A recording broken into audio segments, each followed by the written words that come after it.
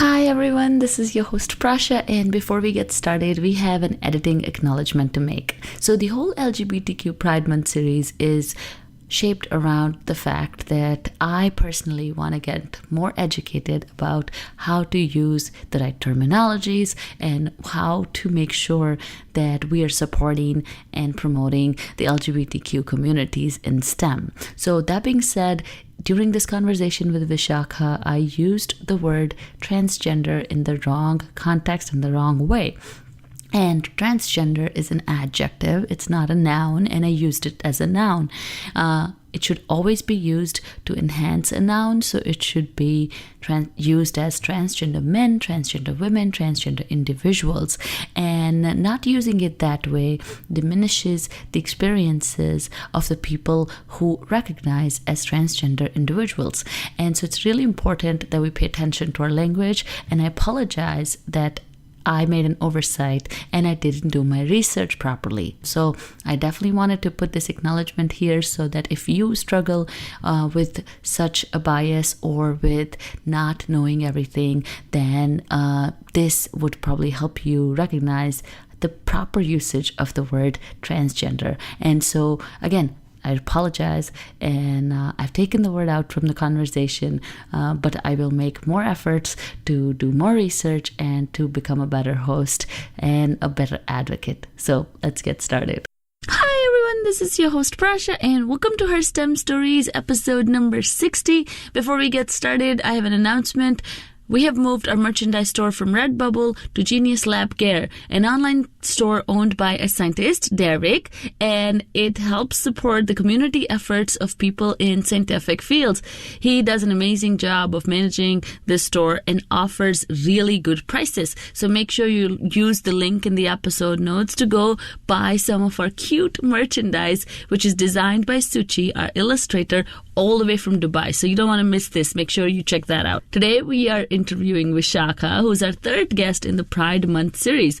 To learn more about the Pride Month and why it's celebrated across the world, please read about it in the episode notes. There is a link to the Library of Congress, and you can go read more about it. And today we'll be talking to Vishakha all about her computer science education, what she's doing, and she is going to tell us how we can support the LGBTQ community in STEM. So keep listening.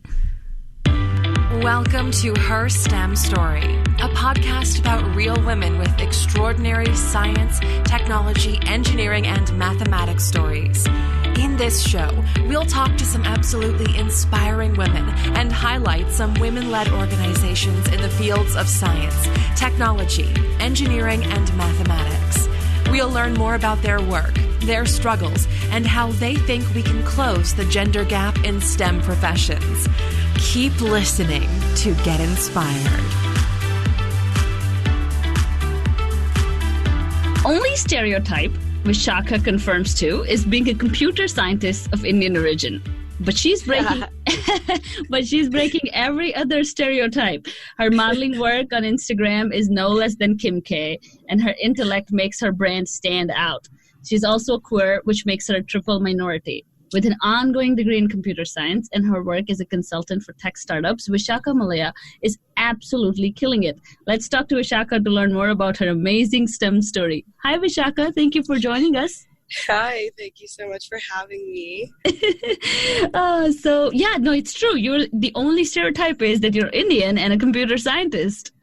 Yeah, no, my big brother is a computer science engineer too. Mm-hmm. I actually started university as a vocal performance major. I'm a very gifted singer and I love singing. I still sing at churches in the Houston area. I get paid to do so. Mm-hmm. But I was thinking, I'm not the stereotype. And then after a month of being in music school, I was like, yeah, I miss physics. I really love calculus. I really love being creative. But I also love to see how logic and creativity mesh. And so when it was time for me to figure out what I was going to do, where I wanted my career to lie in terms of university majors, I thought, computer science is that. I truly believe that computer science is another art form. You're able to create something that doesn't exist, almost like music. Mm-hmm. So languages and software I feel are parallel to like instruments and music theory. And if you're able to apply it, you can make music. If you're able to apply it, you can create beautiful code that can solve a lot of problems and make ends meet for, some people. So it can be used in so many amazing, beneficial ways if people just learn to like be creative with it. So I thought, let's take a logical field and stick my creative ass mind in it and see what happens. And I guess, it went somewhere. Yeah, no, that's amazing. A lot of people don't realize that the patterns in coding and the patterns in music are very similar. We had a guest on the show once that's their research. That's what they study, music theory, and kind of use math to it. And you play 6 instruments, right? Yeah, I do. I play violin, viola, cello, bass, piano, which I learned in my years in music school, and then I sing. I do consider the voice an instrument. It's just one that you can't see. Yeah, no, that's awesome. That's wonderful. You're so talented. And, you mentioned in your form that you're using technology to clean up after humans use the planet. I am curious to know what that's all about. So, along with my strong interest in music and modeling and whatnot, I have a passion for environmental science. I actually applied to universities and I got accepted to go to school for environmental science. My AP environmental science teacher wrote my college regs. I was just like enamored with it, not only because of the science behind it and how it touches various parts of the earth and various natural sciences, but because of the human impact on the environment. So I always thought, I've always been the person who recycles at home, who, says, okay, let's carry a water bottle. Why do we need to use paper plates? That kind of person. And I decided that, like, once I learned that tech is applicable in every single industry and that it's a tool for each industry to, modernize itself, to combat the struggles of, existing in the 21st century where we have all these problems. I thought, well, I'm incredibly passionate about the environment. I can use my tech to help the environment. And being at Hatch Pitch is a tech startup pitch competition for startups that make the world better. I've been manager for almost 2 years now. And during my time there, we decided that we needed to shift from just startups to startups that make the world better. At first, we were thinking about green tech, and I was the person who was heavily pushing for green tech because I think that, using technology to, fix the shortcomings of human development, whether that be, byproducts of the Industrial Revolution in, the Northern Hemisphere countries. And now we're seeing that in Brazil. So Brazil now wants to cut down the entire rainforest because they are going through their version of the Industrial Revolution, and they think that's what they need to do. So, I just think that technology can solve things that we didn't know were a problem before. And now that we're seeing, the shortcomings manifest themselves, we're seeing climate change, we're seeing, who would have thought that, 29% of microplastics in the ocean are attributed to tire dust? First of all, what? And we can use technology to solve that? Or how we can monitor our, energy usage in our house thanks to Nest thermostat. Yeah. So there are so many ways that technology can be applied to, help out our earth and, how we engage with the environment. I think it's, really important. Yeah, no, that's amazing because I think another thing that technology does is also with technology and internet and Netflix and all this stuff, you get educated, right? You can share this message with a bigger audience that why this is important. Absolutely. Because I think we're still at a place where we have to convince people that this is a problem. Can you believe it? Yeah, people don't realize, they don't know. And if they know, they don't think of it as big of a problem. People only think that problems are loud. Sometimes the softest and most quietest thing are problems because people don't know how to accept it and that they're the problem. Yeah. Yeah. Especially in the US. One of the biggest parts of pollution, one of the biggest attributes to, pollution is children. And is the fact that everyone is, reproducing at a higher rate than, their leaving the earth at. I mean, it's not necessarily something wrong, but like, who's going to tell you to stop having kids because that's pollution? But yeah, at the same time, you know, I mean, we saw it in China. The one-child policy didn't help either. Yeah. And I think it's so complex. Just like the diversity and inclusion problem, climate change is a huge, huge problem. Of course, one of the grand challenges, one of the most, intriguing challenges. And I don't know how, if we can't convince the president of the United States that it's a problem, it's going to be Don't even get me interesting. Started. So I'm in Texas. Our previous governor was Governor Rick Perry. Yeah. In Trump's current administration, he is the head of the Department of Energy, which is ridiculous because they have like completely cut down like renewable energy initiatives, like completely. They just shut it down, and they're like shutting the department down. Yeah. So I'm a Texas native. I was born here. I just can't believe that this is a thing. Yeah. Unfortunately. Yeah. And you know, my leader is at the forefront of that. It kind of sucks, but yeah, you know what to do. Yeah, no, I think we could do our little part and, stay positive and try to do what we can with, the work you're doing and the work a lot of other people do, just keep amplifying that. And keep hopefully, pushing. And hopefully 2020 will bring a change and, and hopefully we won't have to convince people. I think there's the same thing with diversity and inclusion, is that, oh my God, I can't believe we have to convince people that it's a problem. Yes, absolutely. So the perfect world will be where these things, like we wouldn't need a podcast like this. Like everyone in STEM will be, doing well, and we wouldn't need to talk about stuff like this. But I think that's what gives us power. Yeah. It gives us power that we are talking about stuff like this. So yeah, we just have to keep pushing. Yes, definitely. So tell us a little bit about like your background story. Like how did you get interested in tech? I mean, you mentioned a little bit, where you were in music school and you were kind of missing all the sciencey part. But was there a unique incident in your childhood that might have generated like curiosity? Oh yeah. I don't know if it's nature or nurture. That question is always up in the air, but my big brother and I are full siblings, and my little sister is my half sister. And every summer and winter, my dad and my stepmom would fly me and my brother out to my biological mom, because my dad and mom got divorced. And like it would be a summer of like not being with our friends, blah blah blah. I mean, we enjoyed being with our mom, of course, but it like me and my brother spent a lot of time with each other. And since my brother was 10 years older than me, when he was like 15, learning all these amazing things in his science classes, like I was 5. And he would teach me. So when my brother was learning about the atom, he would sit down with a textbook with me. He was like, this girl is annoying me already. So I'm just going to do my work and just have her sit along with me. So my brother taught me about quantum physics, about the atom when I was like 5 years old.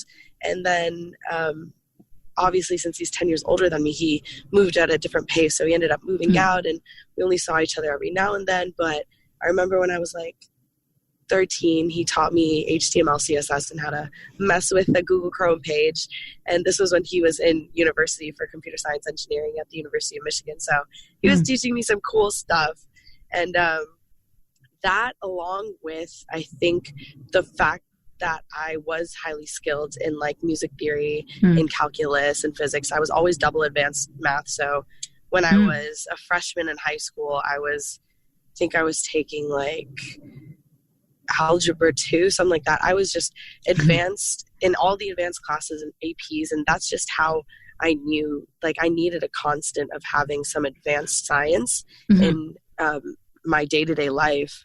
Yeah, it's crazy because in high school I never would have thought like, oh, being in AP classes would impact me. But being in AP classes, I think, taught me that I need to be challenged on a day-to-day basis. And that's like exactly what computer science is for me, because computer science, there's so many tools and they're always evolving, and they're always developing more tools. So it's like, you're not going to get bored. There's, it's not like you have to learn computer science for 5 years. No, like you can be a veteran in the industry. You can be, my grandpa is one of the first PhDs of India in cryptology, actually. So I guess technology comes with it. And my grandpa did IT for the Indian Army. He later worked for the UN, lived all around the world, lived in Afghanistan, Indian Army, was in the Seychelles, went to Kenya, like everywhere. And so I think growing up, we were just always taught that we should be challenged. And my grandpa got his PhD in cryptology like ages ago in India, right? And he's still learning. My Nanu is like almost 90 years old, and he still takes coding boot camps just because he knows that the industry is always changing. But he's like 90. It's amazing. My Nanu is my favorite person. But I think it's my family culture and how we've just always challenged ourselves, and tech is a great way to challenge yourself without like putting yourself into any specific industry. As I said, like tech is applicable in every single industry. So I think it's very liberating to have a career here. Yeah. And oh my God, that's such a great story of having such wonderful role models. And your father is a CEO of a Fortune 500 too, right? Yeah. So he was he's the founder and CEO of a Fortune 500 company. He ended up selling it a few years ago. It was like playing with retirement. But yeah, so both my parents were in IT. My dad did IT for big automotive companies. So his clients were like Daimler Chrysler, Mercedes-Benz. Yeah. And he did like IT placements for them. And my mom did similar kind of work, but in the banking industry. And along the way, even picked up clients like Harvard Education, like Hitachi, Caterpillar, so I've always been in tech. Even when I was a musician, you know what I wanted to do? I would sit at my laptop and make music. I would produce music using technology. And I was enamored with what technology could do for music. And I think that's why I love music theory so much, because I would just like play around with it.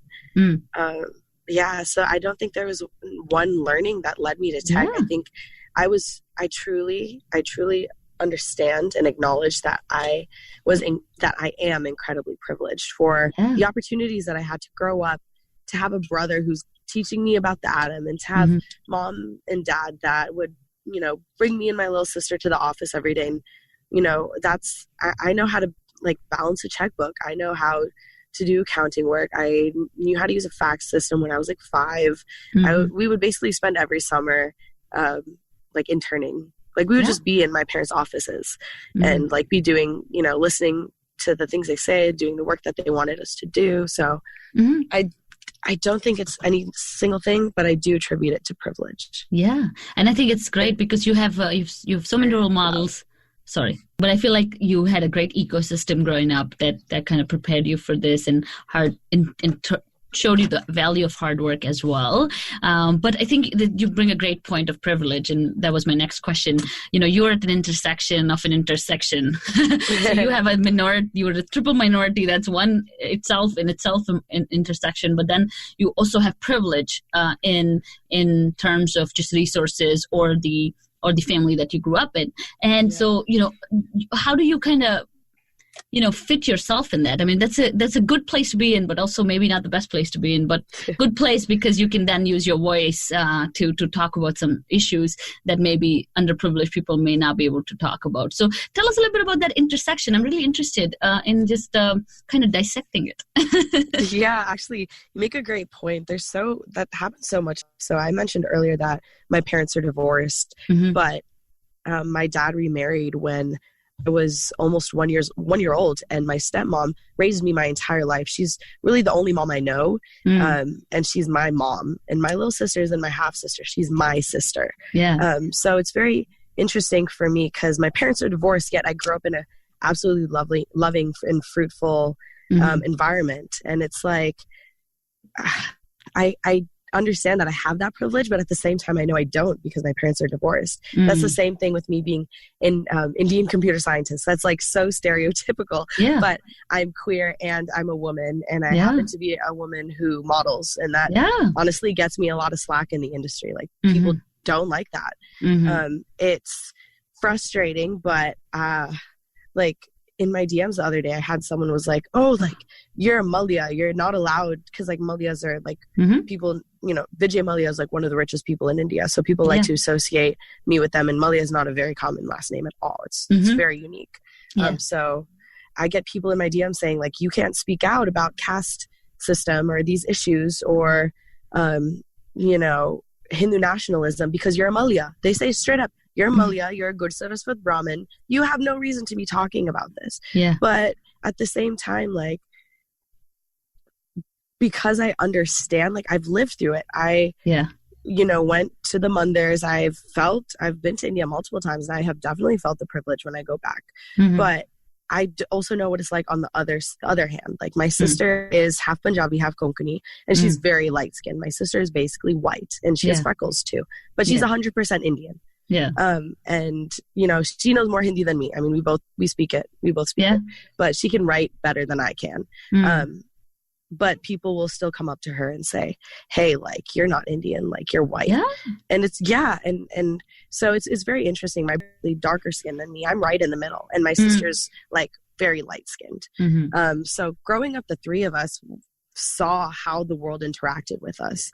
Like, I could tell that people saw that my brother was darker skinned than me and my sister. I could tell people saw that my sister was considerably lighter than me and my brother. So that, and like also being queer. So I knew I was queer when I was 12. I went to music summer camp and then like learned was like, oh wait, so like liking girls is a thing and guys can like guys. And I was floored. I was like, wait, because I would have these like friendships with some girls and I don't know, like at that age, I think I was like half in love with them and like half like their bestest friends, but I didn't know anything about it. And it was hilarious. And now those same, like my friend group from that same time now are like, yeah, like we know, like, you know, we know it makes complete sense. But it's like very interesting to see, like, when I think back on how I reacted during that time and like learning that this was a thing, I felt very liberated, but I didn't actually accept it until later. And I didn't know either. So I didn't know that pansexuality was a thing. I just thought you could be, you know, straight, lesbian, gay, or bi. And so at that point, like before then, you know, before I came out, I was like, okay, I guess I'm bi. Like I'm bi. But I'm attracted to everyone. And I think, I really think also it's like how I was raised, having these amazing role models who, you know, showed me that like any gender, you can be incredibly intelligent, you can achieve whatever. And that my parents like were very, very like, very Hindu, traditional philosophical sense. We're part of the Sage March Foundation. It's an international meditation organization. I'm actually like the youngest person in the world to be inducted into it. You're supposed to be 18, somehow made it when I was 17. But so we're very, very spiritual. And we believe that everyone is the same at the core. And so I think, you know, hearing that every single day from my family, like believing it myself, and like conducting myself as such just taught me to be like such like an open person. And I think that contributed to my pansexuality and intelligence too. Cause like when you're pansexual, you're attracted to intelligence over physical form. And people, you know, it's not marketed. Like people don't know what it is. And it's not like I assume everyone to know all these 500 bazillion different sexualities, but I think it's different when people assume my sexuality. I get very offended. Like if a guy is hitting on me 20 times in a row, like, you know, regularly if someone hits on me, I'm like, fine, like, you know, I don't care, like whatever, thank you. But like when someone is getting aggressive at me, like say a guy who, like for me, I'm not attracted to people just when I see them. Like it's, I have to have a conversation with you, I have to talk to you, like learn about your attitude, your competence, whatnot. And if a guy is just coming at me 20 times in a row, barking at me, you know, I'm not going to like that. Then I'm just like, why are you assuming that, you know, it's like a ball in a hoop. Why are you assuming that I'm a hoop? Like you may be a ball, like I might be a goalpost or something, you know? So it's just, that's, I think one of the biggest things that's frustrating is that people assume that you're attracted to them and they feel the freedom to act on that when that's not a liberty that they have deserved or achieved or earned. Yeah, and I think it's the same case for all your intersections. I think in terms of, people assuming that because you have money, that means you have no problems, or people assuming that because you're a first generation Indian, you must have had a great, you've never had problems, or, and then people assuming that because you look a certain way, you should identify as a certain, you should identify to a certain sexuality. And I feel like I think that's probably the biggest thing that comes out of all these intersections, that, people just assume, and you're, as you said, you're so unique. Like, that's what makes you so unique, is all your intersections. And it sounds like your family helped you identify that and say that you have to be proud of it. I grew up like that too, in terms of like, my name is very unique, and I used to always get bullied in school for, not bullied, but like, made fun of for my name. And and I remember I was in third class, and someone said something. My teacher actually said, what a stupid name. And I told my dad, and both my parents are cops, so they came to school, and I was in third grade, and they brought the teacher in the room and said, "What's your name?" And she said her name, and they said, "What a stupid name." And you should have seen the look on her face, because I was in third class, and she says, "What do you mean it's a stupid name?" And my dad said, "Next time you talk to my daughter, think twice, because what you say to kids when they're so young, stays with them. And I want her to always believe she's super unique." And I feel like, that's just so important when you're raising kids, that they should feel unique. There's no need to blend. Like, I hate when I see this all the time in American TV shows and everything. Let's blend in. And they're like, no, let's not blend in. Like, let's do something different. Being normal is, I think it's like going to be very hard for people to be normal nowadays. Yeah. There's like this theory that in like 200 years, everyone is going to be like tan and all brown-eyed, and all the dominant genes are going to take over because everyone's mixing so much. So like, that's another thing to note, that the world is changing. Spanish is like the number one most spoken language in the United States, other than English. And if you look at a map of all 50 states, all like the states, like the Indian culture, or like Indian people make up the highest majority of immigrants in like more than 25 states, which is crazy. Like, all of it all in one is just like wild. So there are so many different ways to monitor minorityness, or being unique in some kind of sense. And it's just it's wild. It's so much more than labels. And that's another thing I realized. So at first I was like, screw labels suck, why do we need labels? Like, everyone is the same. Then I was like, well, the human brain likes to group things up, and it helps the brain process those things.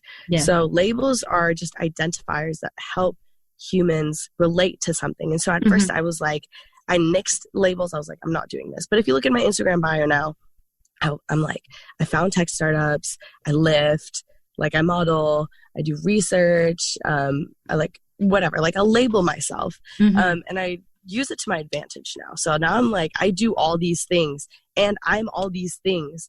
I'm basically saying like, okay, fine. If we're going to use labels, like, if we're going to operate this world on this like one-dimensional way, fine. Like, I'll play your game, but like, I'm a win the game. Like, you're not going to win this game. I'm going to use all the labels against you. So, being that like triple minority threat, I guess I'm gonna call it a threat, because I think it's impressive. It's amazing. It's great. I think your modeling itself, I mean, we could talk all about it. It's so it's very refreshing to see, because this is why we started the show, is because we want girls to see computer scientists and modeling is both an option, not having to choose one or the other. And we have really poor role models today. Like, if you look at Instagram, I mean, yes, these are powerful business brands, and these women are doing great. And not that, I have anything against Kim Kardashian, anyone, People are selling their social currency to like sell things like skinny teen. Apparently that's like, that's when it bothers me. That's the only time when it bothers me. They're just bad role models, and it's like, okay, I don't want to do anything and be rich. That's the mentality too. Like, I just want all the money, and I just want to look pretty all day and not do anything. It's like they run huge businesses. They're not showing you that, but it's a machine. Like, it's a gigantic brand company that does everything. So people don't realize. But you touched a little bit about your story of kind of knowing when you're queer and then kind of coming out. But tell us a little bit more about how it is to be queer in STEM. How does that? Okay. So I guess I'll kind of start it off like with being desi for a little bit. So I'll start and then like talk about how that kind of translated over. Yeah, because when I like that too. Yeah, you're right. When I like came out, it was like unexpected.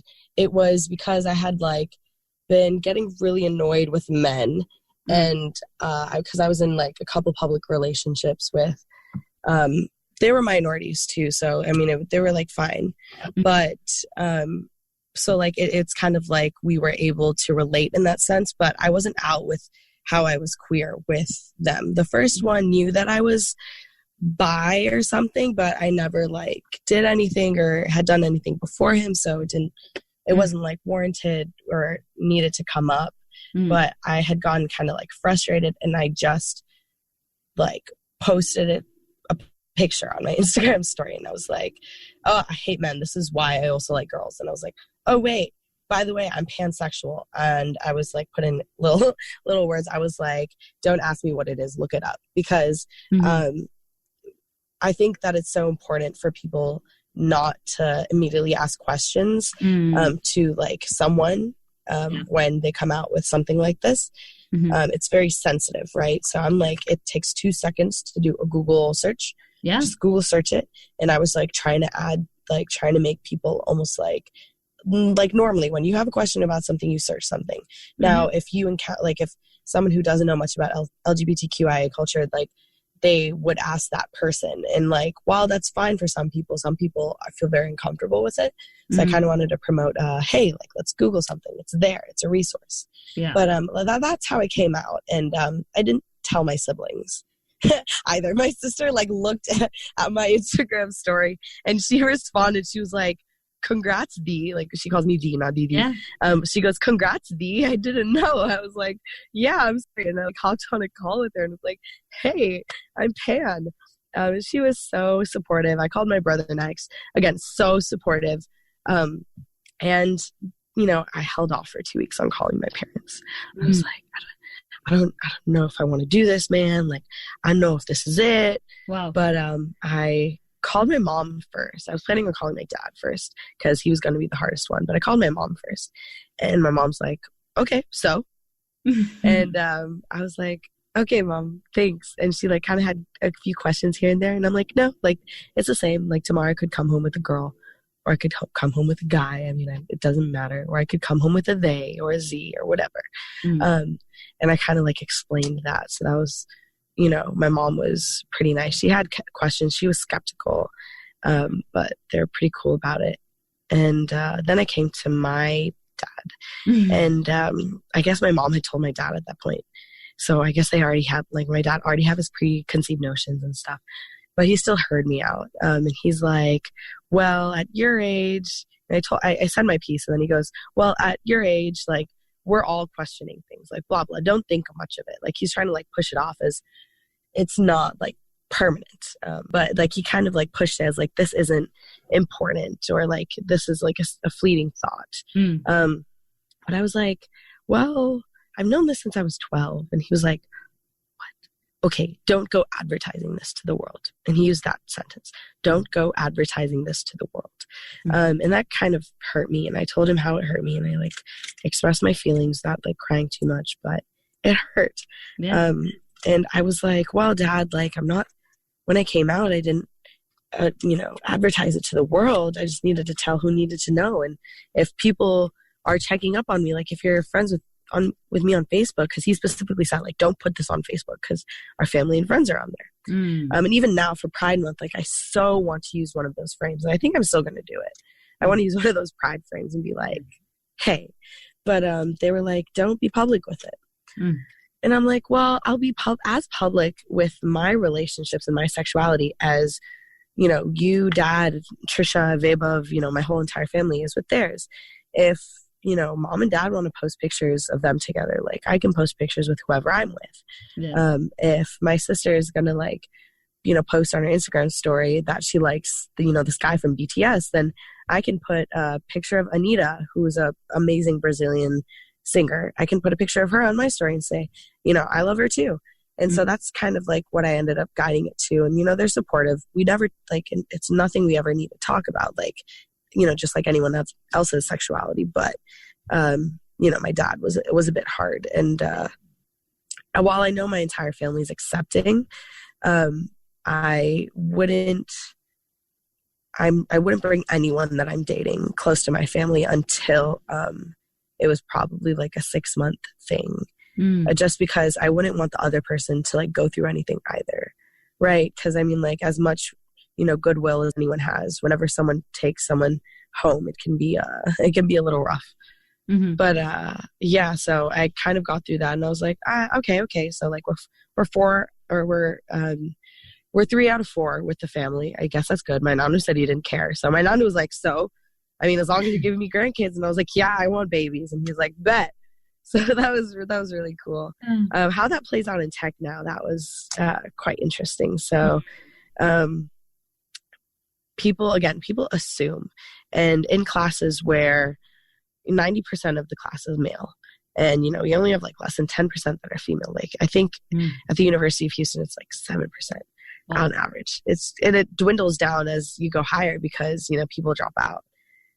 So it was, like, very interesting, and it's honestly really frustrating because something that to me is just a simple fact, like a way of life, to someone else is a topic of discussion. So that's very interesting. So when people, like, will be like, oh, like, you know, asking or, like, playing around about relationships or guys or, like, whatever, and I'll be like, like, you know, people will be like, oh, you respond to things about females and males. And I'll be like, yeah, and I would respond to things about, you know, trans men and women, or non, you know, gender binary people. I would react the same way. And they're like, what? So, like, you'd make out with a girl that's hot as shit. And I'm like, when did we talk about this? I thought we were discussing, like, celebrities. Or something, you know, and it's very frustrating. People take facts nowadays, like facts in regards to sexuality, and like to treat it like a discussion. I guess that's, like, the biggest qualm I have. And also, so I was at a big bank last summer for an internship, and they had, you know, just 2 years ago started this quota kind of thing, 50-50 men and women, and they're hiring for diversity, whatever. Like, I could tell, like, so I came out, like, I didn't come out at all, but, like, they had, like, an org or, like, an event for LGBTQ employees, and I was like, yeah, I'm gonna go. And, like, they're like, oh, you're gonna go, like, and I was like, yeah. And at that time I thought I was bi. I didn't even know pansexuality was a thing, so I was like, yeah, I'm bi. Like, suddenly, like, everyone's like, yeah, like, my cousin's bi, yeah, my friend's bi, and I'm like, great, like, I've bajillion bi friends. You know, this company was like, this fintech company was hiring based on, like, quota and trying to build diversity, and it was, like, really shitty because I could tell that they weren't doing it sincerely. So out of my intern class, like, 28 of us were in New York. Well, they actually, like, hired everyone differently. So there was, like, the New York, the Houston, the San Francisco, the Chicago, and then there was, like, London and whatnot around the world. And they, like, hired the headquarters, like, more stereotypical, and in the other, so, like, in New York they hired, like, stereotypical tech, you know, they were, like, considerably more white people and whatnot. But then we went into, like, you know, my Houston office or the San Francisco office or the Chicago office, and you could see them, like, packing us in. So, like, there were only 2 intern spots in the Houston office, and both of us were Daisies, and I was, like, and both of us were girls. So I was like, they used our 2 spots to, like, fill the quota because they're not going to do it anywhere else. And at some offices, like the San Francisco offices, there were, like, 2 guys, 1 girl, all of them white. And like, you could kind of see how things operated at the different offices and which ones they used, because they know Houston's, a city that's incredibly diverse. I don't know. So I'm still very like a baby in the industry. I'm only 21, for Pete's sake, but I can see it everywhere. And even just being a woman, like, I was in a group chat in a technology class that I was in, and like, I was like, oh, I think, XYZ made a pass at me, and like a frat bro just immediately responded and was like, I don't blame him, I want to tap that ass too. And I was like, whoa, like, you're saying this like on professional channels with all the other students in this class, like. So it was a bit much, but I hope, that's why I'm trying to do what I'm doing now, like owning my labels, showing up, trying to appeal to people, because I'm kind of at my wit's end. I think that's something that all the conversations we're having for the Pride Month are kind of leading us to one of the things that if you're not yourself, like, how can you bring your best unique self to solve all these big problems, right? How can you like not identify as who you identify as openly, and then having to be creative at work and really do the work that needs so much mental space and so much creativity. And I think that's one thing that I think people should realize about the whole diversity and inclusion issues is that we're not only taking away the basic right of people to be themselves, but also like we're taking away from their productivity, and we're putting them in a place where conversations like that are questioned, which is just absolutely, like, if you're spending a majority of your effort and energy trying to hide yourself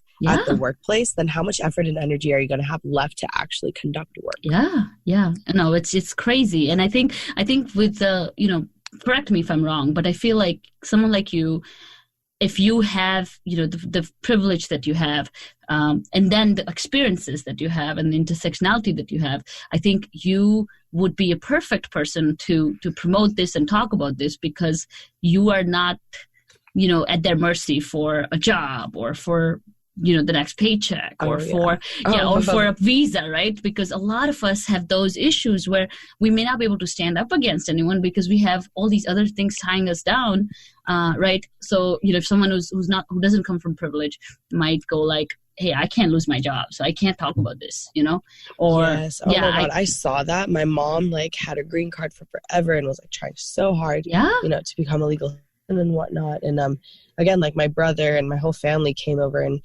my nani nanu were like Canadian citizens, and they had to like give it up to United States citizens with our dual with India and everything. So I definitely I understand my privilege so much, and I understand the non-privileged or the underprivileged parts of my existence. And but I think it's a great unique mix of just the right amount of privilege in terms of you can raise your voice and actually advocate for these causes, and be heard. So tell us a little bit about how people can support the communities that they don't identify as. Awesome. Yeah. I think it's really important, first of all, to like educate yourself.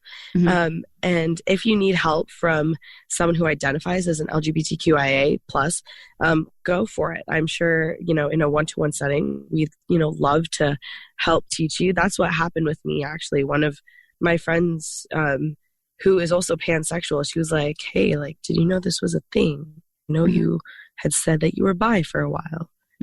Are you sure? But I think educating yourself is the biggest tip I have, because learning about something gives that something a certain amount of respect. And once you respect that, I think you're able to like use, using pronouns isn't that hard, or not stereotyping people and assuming that someone who looks like a female is going to be attracted to something that looks like a male. Like, everything isn't what it seems. Like, the world really is Maya, like an illusion. So in Hindi, Maya means illusion for all you listeners. But this is really like a Maya. We don't, there's so much more than we see that's underneath the skin. So first of all, educate yourself, and feel free to reach out to me on Instagram, or Twitter or whatever. I can definitely help you out with that. But educate yourself, and then don't, stereotype people, and just like be open. I know there have also been a lot of like hate attacks on LGBTQIA people of the community.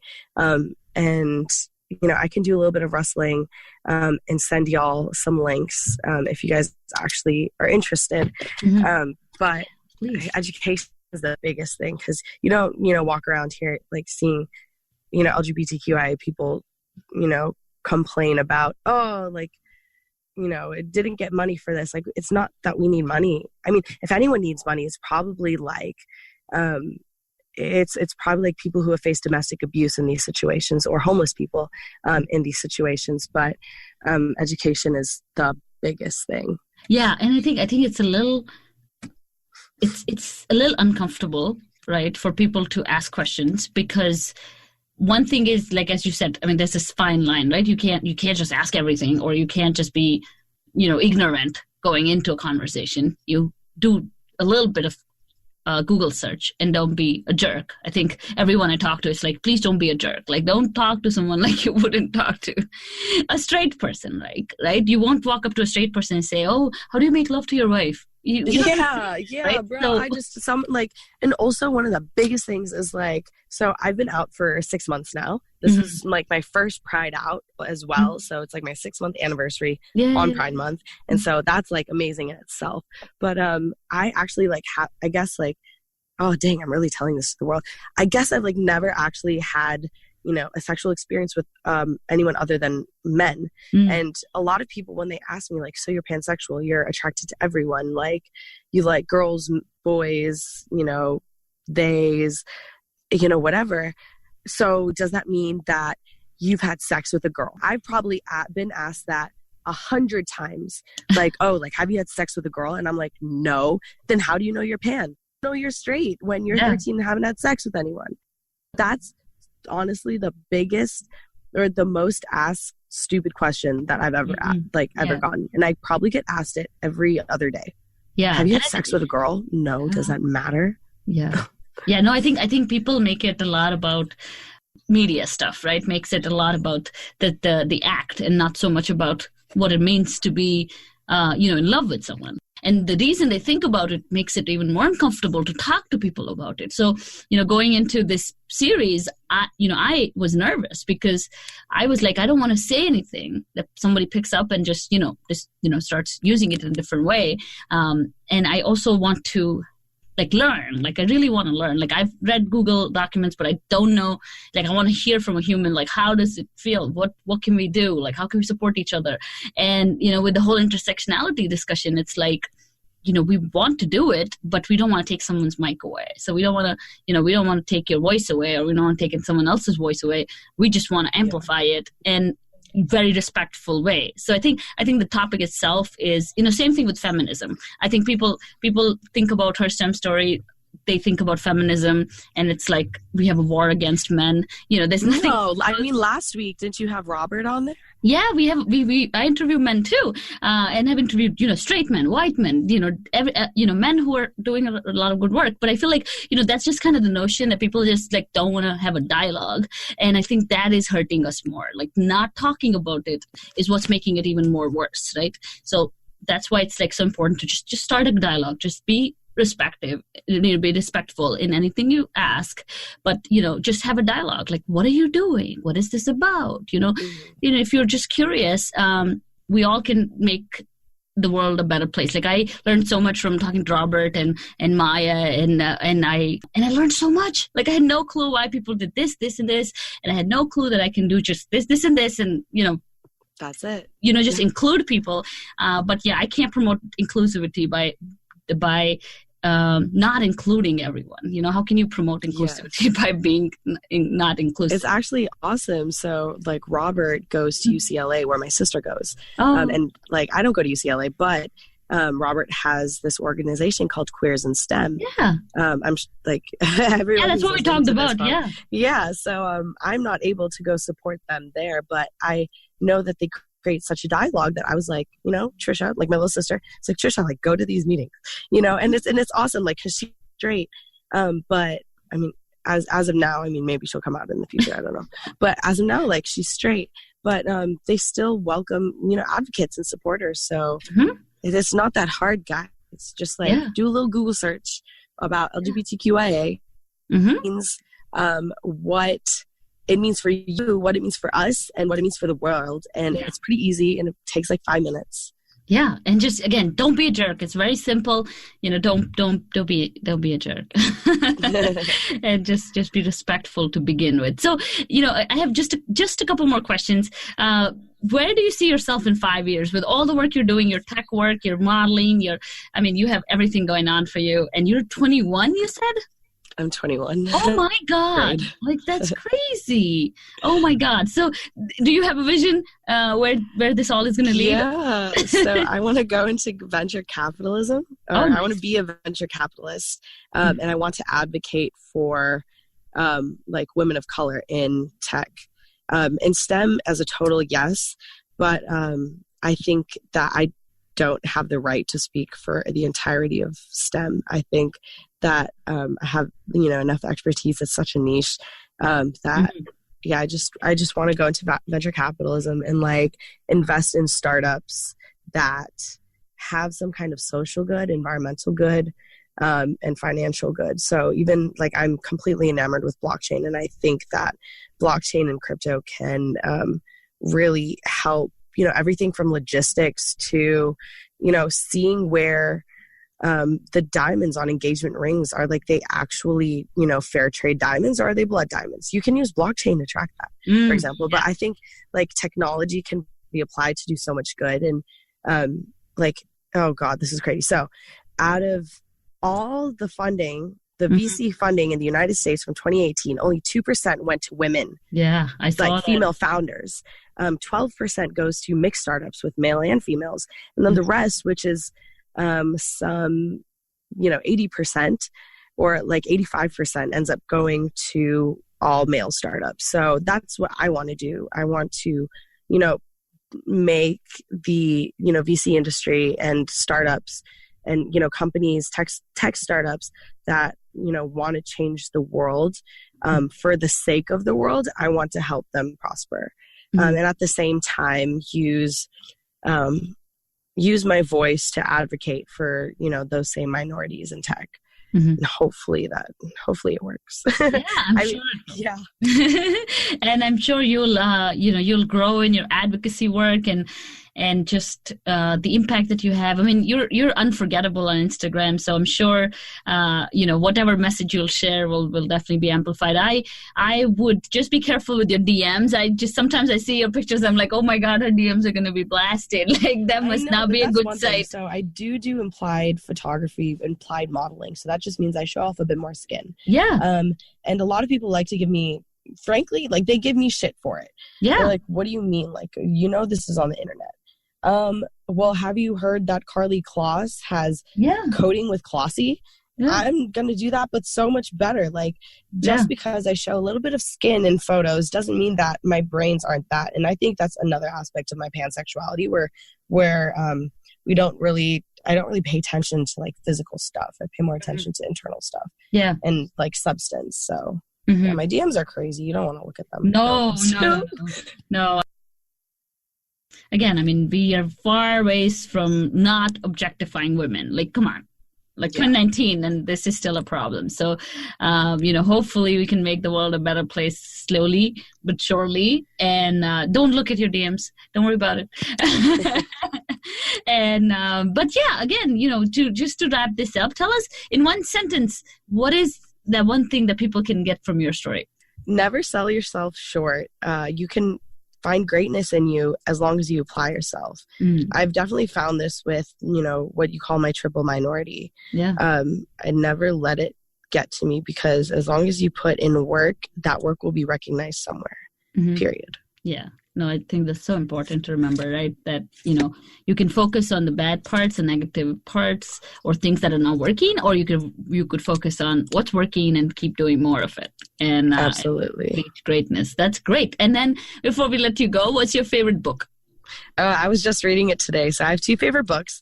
Nice. They all dance on the topics of what we were talking about right before we started the podcast. We had this like super in-depth like conversation about like science and God and philosophy. So my 2 favorite books are Angels and Demons by Dan Brown, and then the Golden Compass series, also called the His Dark Material series by Philip Pullman.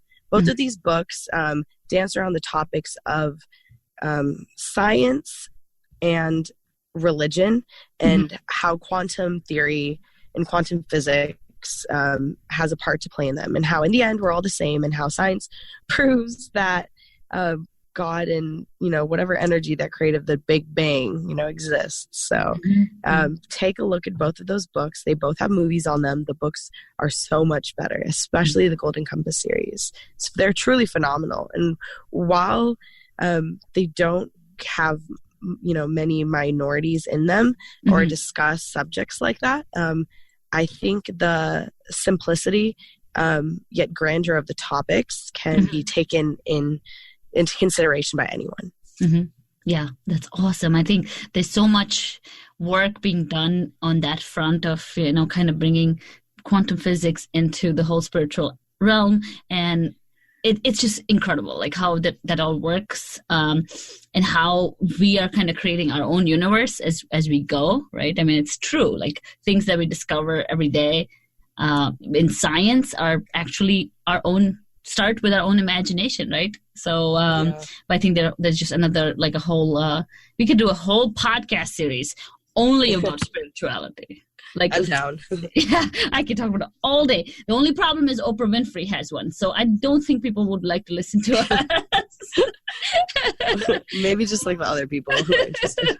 I know, no, I'm kidding. But no, that was great. Thank you again, Vishakha, for taking the time and for sharing with us your such a personal story, but also such an honest and open discussion around your unique identity. I think it's wonderful. It's refreshing to see people like yourself, and we're so grateful that you took the time. Thank you so much for having me. I can't wait to listen to all the other ones too. Don't forget, everyone. This is a whole series. Yeah, this is 4 people just for June, but this is our way of kind of segueing into diversifying our own guest base and kind of talking about topics that we necessarily don't get a chance to talk about. And then, kind of finding those common grounds that we all need to work on, whatever you identify it as, right? I think this is very similar. Like we need diverse people in leadership. We need diverse people talking about their problems. We need diverse people to be recognized for their work and paid equally. And, so it's all kind of very similar things that can be done. But I think it all starts with a dialogue. So I'm so grateful that you guys are so nice to be on my show. Thank you. Thank you. Thank you all. And that was Vishakha with her incredible STEM story. Please use the links in the episode notes to follow Vishakha and her amazing work. Next week is our final installment of the Pride Month series. We'll talk to Juniper Grimes, who is a bioecologist. So her story is so inspiring, and we learned so much from this conversation. If you like our show, please follow us on social media at Her STEM Story, and please think about supporting us on Patreon. Something as little as $2 a month will help us grow the show. We really appreciate all your support. Thank you so much for listening. We'll see you again next week. Bye.